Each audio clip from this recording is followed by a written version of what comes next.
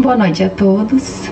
Eu me chamo Georgia Schneider, sou trabalhadora do Núcleo Espírita Cirândio de Luz e hoje estou aqui para nós refletirmos juntos sobre os desafios da convivência.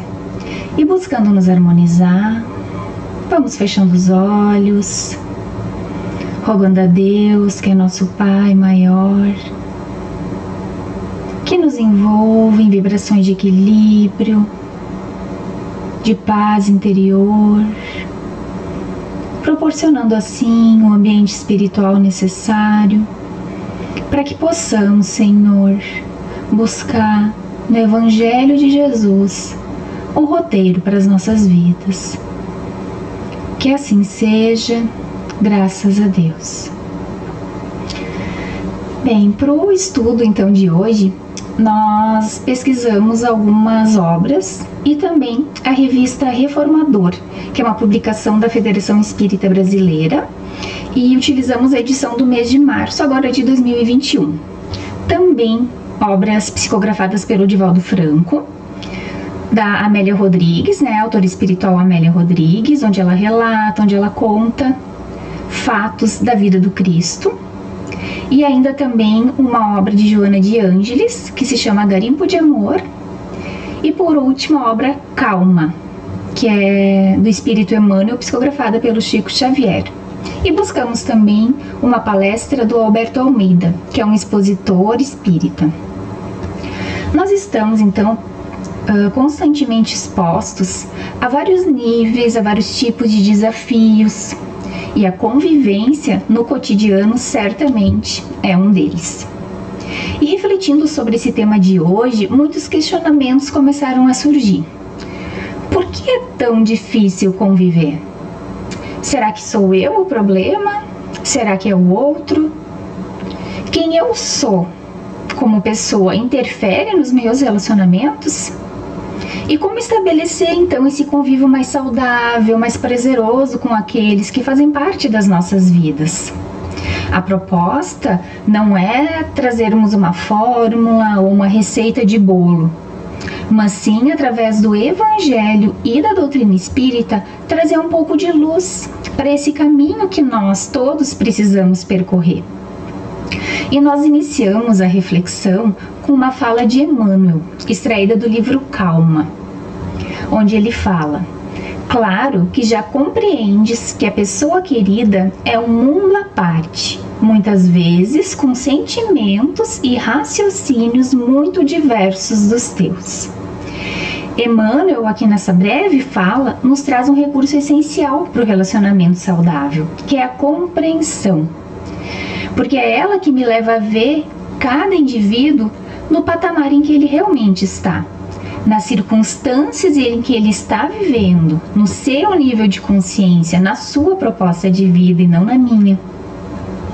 Nós temos que ter muito cuidado ao medir o outro pelas nossas medidas de vida, pela nossa maneira de enxergar a vida, porque muitas vezes os recursos que aquela pessoa tem naquele momento são muito diferentes dos nossos. Ele não viveu a mesma infância que nós vivemos, ele não teve os mesmos recursos, as mesmas orientações. Então nós não podemos exigir que o outro se adapte aos nossos padrões de comportamento, porque ao contrário, também nós não gostaríamos, nós não suportaríamos imposições alheias no nosso modo de ser. E quando nós observamos, então, pessoas muito amadas por nós, fazendo escolhas, tomando rumos que vão levar ao erro, nós estamos ali vendo, assistindo aquela pessoa tão querida para nós entrar por um caminho que não vai ser o melhor, que vai trazer consequências mais graves. O que nós podemos fazer? Já que nós não podemos interferir no livre-arbítrio, na forma de pensar e de viver do outro. Nessa obra chamada Calma, o Emmanuel ele traz alguns exemplos e nós destacamos aqui um deles. Nós, como pais, por vezes planejamos uma vida conjugal para os nossos filhos. Uma vida conjugal venturosa, feliz, harmônica. Mas eles podem acabar assumindo um compromisso com alguém que tem um sistema de vida, que tem valores muito divergentes dos que nós cultivamos em nosso círculo familiar. Só que talvez os dois tenham nascido para uniões de resgate difícil. Eles podem ter compromissos que foram assumidos por condutas irresponsáveis numa outra existência. E nós também precisamos entender que ninguém entra por acaso na nossa vida familiar. Então nós não devemos interferir, sugerindo, quem sabe, a fuga desse caminho para o nosso filho, porque esse caminho é necessário para ele. O que nós podemos fazer então? Nós podemos ajudá-lo nesse trajeto, com o nosso apoio, com o nosso suporte afetivo, com a nossa prece. Nós somos, como pais, chamados a ser aqueles que vão incentivar o crescimento dos que estão envolvidos naquele processo todo. Nós não somos chamados a ser aqueles que vão criar ainda mais dificuldades nesse processo de desenvolvimento, de aprender a conviver. Mas embora nós tenhamos esse entendimento, ainda nos é muito difícil a convivência com as diferenças. E por cada um de nós possuir o seu universo particular e as suas concepções próprias de vida, acabam surgindo como que ruídos na comunicação. E esses ruídos vão tornando a mensagem mais difícil de chegar na sua clareza para o destinatário. E aí, falamos uma coisa, o outro entende outra. E aí isso vai deteriorando o convívio, podendo levar até mesmo a rupturas, a distanciamentos que nós não desejamos. Paremos para pensar. Mesmo entre amigos e pessoas que se gostam de verdade, podem surgir situações que levem a milindres. Um amigo pode nos ofender voluntária ou involuntariamente. Às vezes uma simples brincadeira, uma palavra que foi mal escolhida, podem nos fazer sentir gravemente ofendidos. Ou uma observação sobre alguma atitude que nós tivemos pode levar a uma mágoa, a um ressentimento, que se não forem esclarecidos com diálogo e principalmente com empatia, vão criando um distanciamento.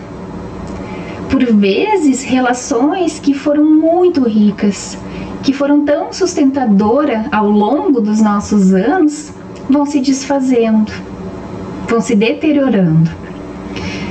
Porque a pessoa que é melindrosa, ela se ofende com muita facilidade.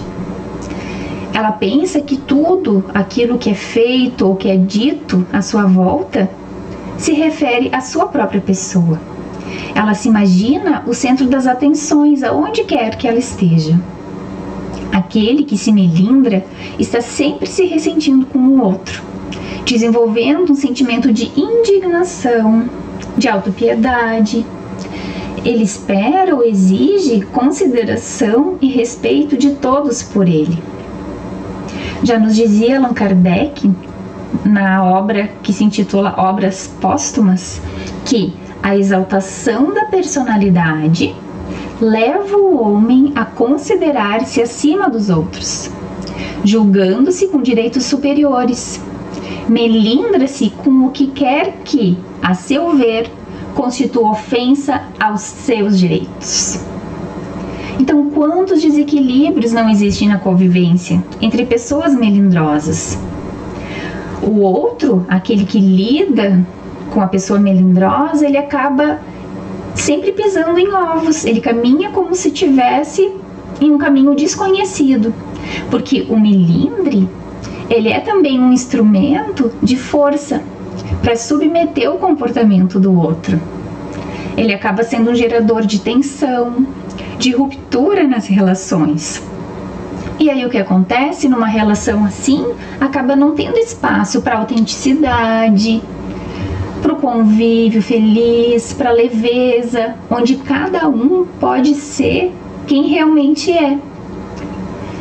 Nós não devemos, então, ver ofensas onde elas não existem. Nós precisamos dar valor à essência das coisas. Mas o grande problema é que o melindroso, ele dificilmente se reconhece como tal. E se alguém tenta ajudá-lo ou alertar ele, ele fica mais melindrado ainda.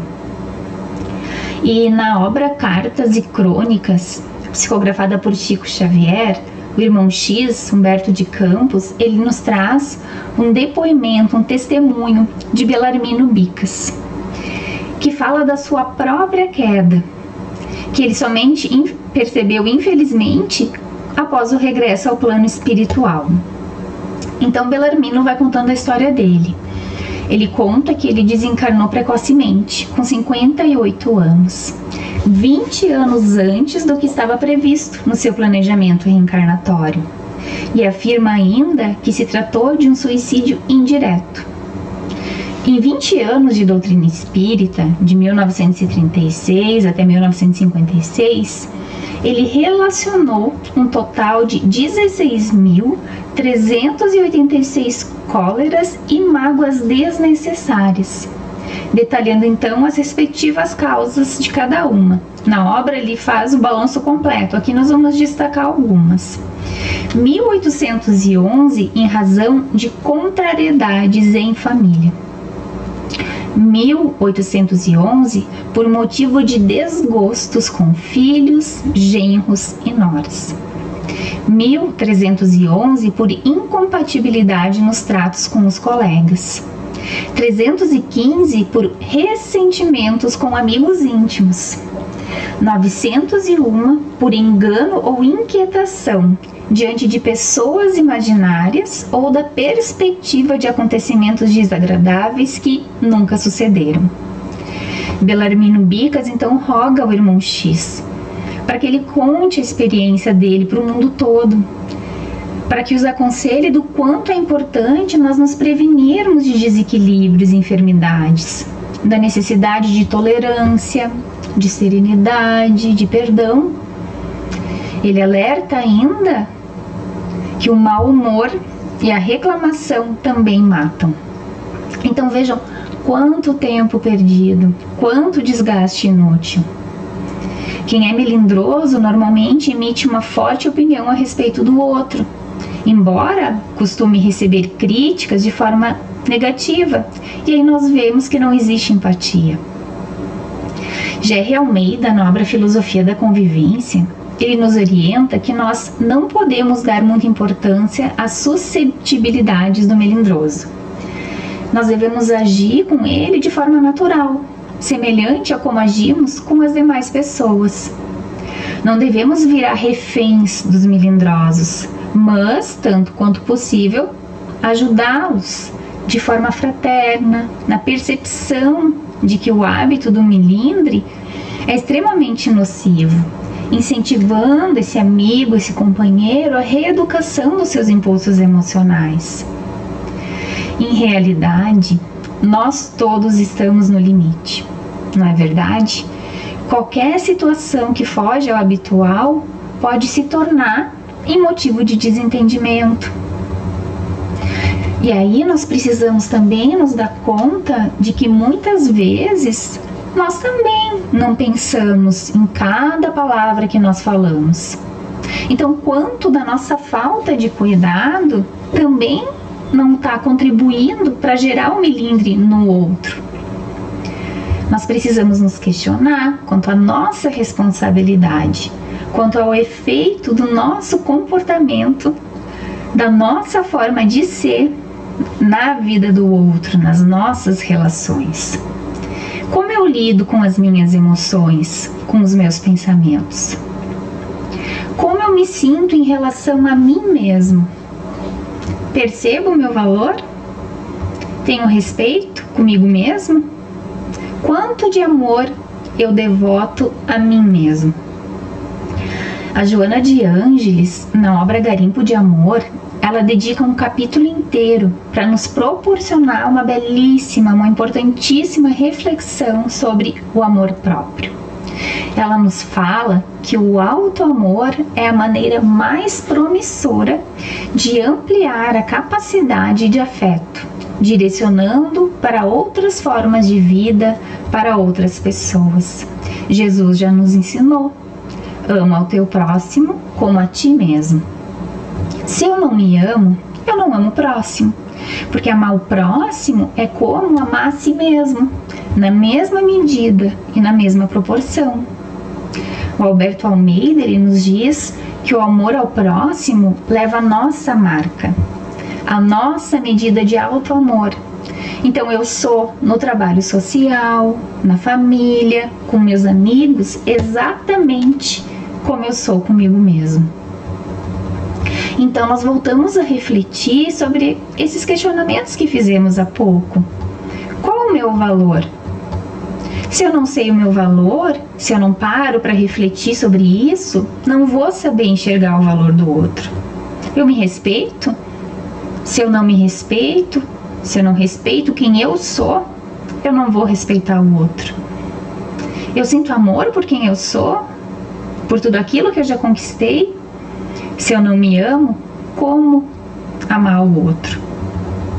E a Joana, então, ela continua nos esclarecendo, quando ela fala que o amor próprio é conquistado através de um grande silêncio, a fim de que se possa auscultar o íntimo, de modo a ouvir as mensagens que nele se encontram adormecidas e que irão despertando suavemente, apresentando seu magnífico sentido por promanar de Deus. Vejam que lindo isso.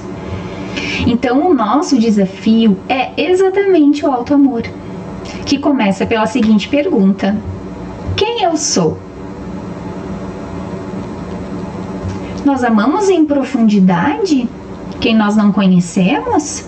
Não, não amamos.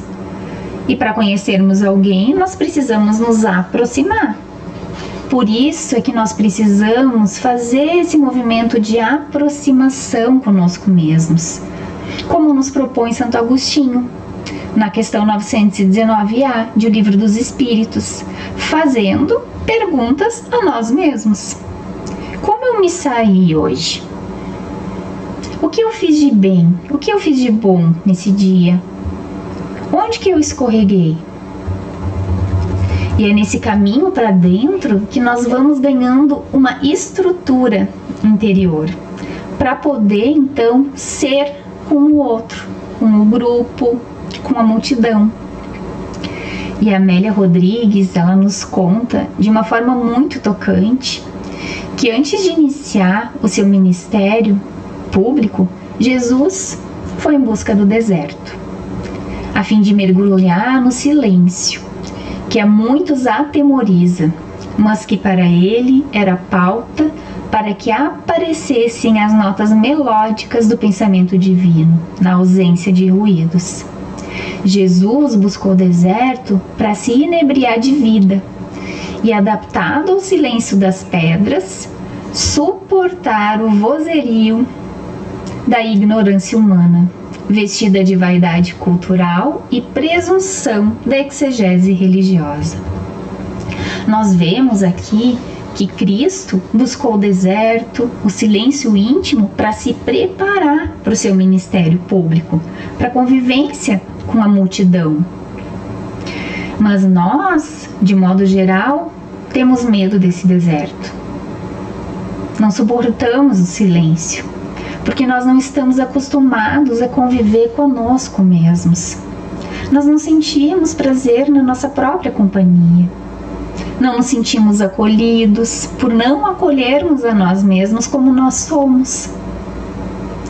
E quando, por nossa escolha, nós nos isolamos da convivência, querendo, de uma forma ilusória, fugir do outro, daquele que nos causa irritação, daquele que não se adequa à nossa forma de pensar, de ser, aquele que causa divergência, desconforto no nosso dia a dia, em realidade nós não estamos fugindo dele, nós estamos fugindo de nós mesmos, fugindo do enfrentamento de nós mesmos na relação com o outro, porque em realidade nós temos uma imagem irreal de nós mesmos. Nós nos enxergamos num patamar que nós ainda não alcançamos. É aquele ideal que nós queremos buscar, mas nós ainda não chegamos lá. Mas nós acreditamos que já. E aí nós nos temos por infalíveis, por donos da razão. E o relacionamento com o outro, ele vai revelar o nosso verdadeiro eu. Vai revelar quem nós realmente somos. Então a convivência nos reflete. Chamamos então a nós mesmos para que possamos nos enxergar no outro. Mas assim, como nós não devemos julgar o outro, como nós devemos ter compreensão com a forma de viver do outro, nós precisamos também fugir do auto-julgamento. Aquele auto-julgamento não como uma forma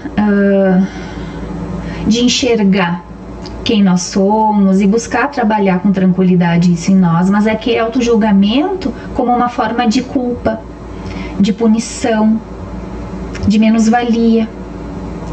Nós precisamos levar em conta que, por vezes, nós convivemos com alguém que está em um nível de incompatibilidade tão grande, tão difícil, que se torna quase impossível a convivência. Então, nós, por mais que queiramos, por mais que já saibamos que devemos fazer, nós não conseguimos nos aproximar porque aquela pessoa não permite. E nós precisamos buscar respeitar isso.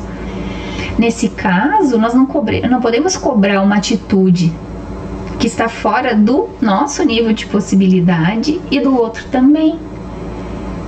Então a proposta não é nós darmos um salto evolutivo, sair abraçando, amando a todo mundo, sem que nós tenhamos superado os degraus de evolução que nos competem. Então a proposta é de me localizar onde eu estou em relação a cada pessoa. O quanto eu posso dar um passo adiante para melhorar a nossa relação de convivência. Não podemos abraçar, mas podemos conversar de uma forma amena, fraterna, amorosa, ter um ato de gentileza para com aquela pessoa, porque um ato de amor, um ato de bondade, ele é inesquecível. Nós levamos conosco. Vamos tomar o exemplo de um pai que transmite um amor muito grande para o filho, que tem essa interação afetiva bem consolidada. Mesmo que o pai desencarne, esse filho vai lembrar dele sempre. Ele vai envelhecendo sem nunca se esquecer desse pai. Então, se eu estou fazendo o possível, se eu estou fazendo o máximo para esse momento, é essa a intenção, é de dar o nosso melhor naquele momento, naquela situação, com aquela pessoa. O que nós não podemos fazer é fugir desses desafios da convivência que nos iluminam e esperar que essas conquistas venham de graça, ou então de um momento para o outro, sem esforço nenhum. E de acordo com a Joana de Ângeles, na obra Garimpo de Amor, à medida que nós nos conscientizamos dos objetivos existenciais, dos desafios que nos aguardam, de como nós devemos enfrentar os nossos insucessos, os nossos problemas, maior se vai nos apresentar o amor próprio.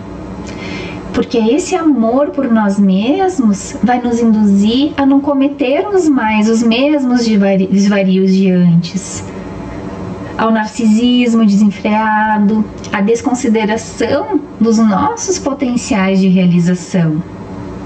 Então nós vamos nos dando conta do muito que nos falta realizar, mas também vamos sentindo um júbilo muito grande em relação ao percurso que nós já vencemos, aos valores que nós já conquistamos.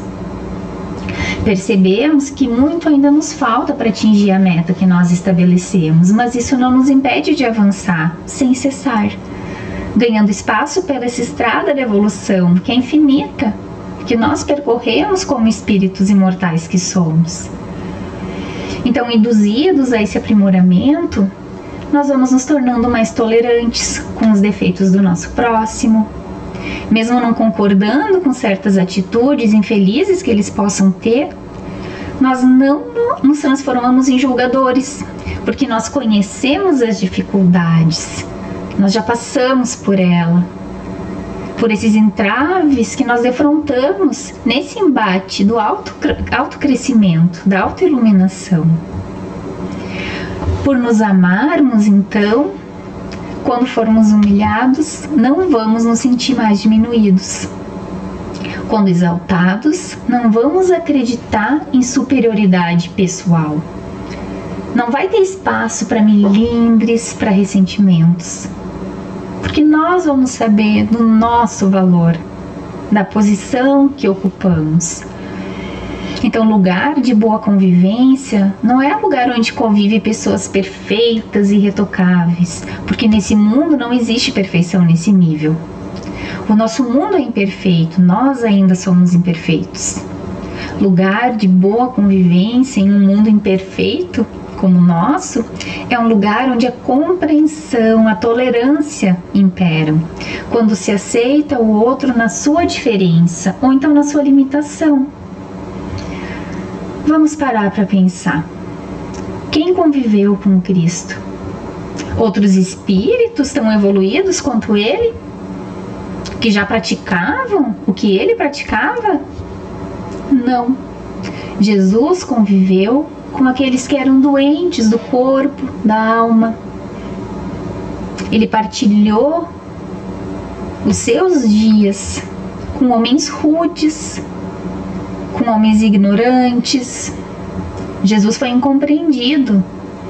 Ele foi julgado, ele foi condenado, mas em momento algum ele se agastou. Nem com os ditos inimigos e nem mesmo com os amigos. Ele solicitou a Pedro, Tiago e João que orassem no Horto das Oliveiras, porque se aproximava o momento de dor. E os amigos foram vencidos pelo sono, enquanto ele transpirava suor e sangue. Pedro o negou 3 vezes. Judas o traiu com um beijo. Nicodemos, que também tivera contato com ele, que o estimava, evitou participar do seu julgamento, para que não tivesse problema de consciência. Então tudo que ele dissera, belo, comovedor, agora parecia tão distante na memória do coração daqueles que conviveram do seu lado. Mas, ao invés de cobranças, de mágoas, de ressentimentos, ele os amou ainda mais. E antes de subir aos céus, após uma refeição dos discípulos, quando restava apenas um peixe assado, ele lá apareceu, jubiloso, se assentou à mesa e comeu com eles. Que exemplo! Que exemplo de humildade, que exemplo de amizade verdadeira. Que possamos nós também, então, buscar seguir esses passos do Cristo dentro das nossas possibilidades. Um passinho a mais a cada dia. Um convívio mais harmônico, menos egóico, com uma visão já mais ampliada, que é essa visão que a doutrina espírita nos traz, que é a visão que a boa nova do Cristo, que é só alegria, nos trouxe também. É o momento, então, de nós pararmos, nos enxergarmos o outro e entender que está tudo bem se nós não pensamos da mesma forma. Que cada um a seu tempo vai despertar para o bom, para o belo, e a nossa convivência vai se fazer sim mais leve, mais saudável e mais feliz. Agradecemos então a todos pela paciência e desejamos que todos fiquem junto da paz do Mestre.